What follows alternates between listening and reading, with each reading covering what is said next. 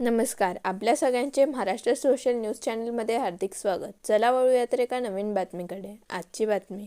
धुळे महानगरपालिका निवडणुकीच्या अर्ज छाननी दरम्यान राष्ट्रवादी काँग्रेस शरद पवार पक्षाचे शहर जिल्हाध्यक्ष असलेले रणजितराजे भोसले यांनी काल तडकाफडकी पक्षाचा राजीनामा देत शेवटच्या क्षणी भाजपात प्रवेश केला होता आणि त्यांच्या धर्मपत्नी उज्ज्वला भोसले यांना भाजपाचे तिकीट मिळाले होते आणि आज अर्ज छाननी दरम्यान त्यांच्या विरोधात असलेले चारही उमेदवारांचे नामांकन अर्ज छाननी दरम्यान बाद झाल्याने त्या बिनविरोध निवडून आल्या आहेत.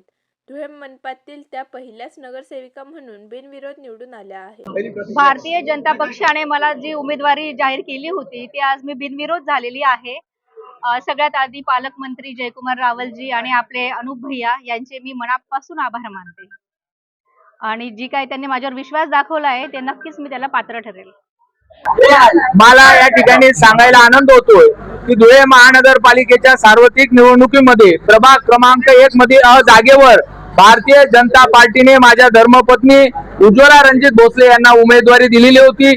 आज छाननीच्या ठिकाणी तिच्या विरोधात असलेले चारही जे अर्ज होते ते चारही अवैध घोषित करण्यात आलेले आहे. त्यामुळे आज जरी नसेल तरी ती आज बिनविरोध या ठिकाणी तिची निवड झालेली आहे.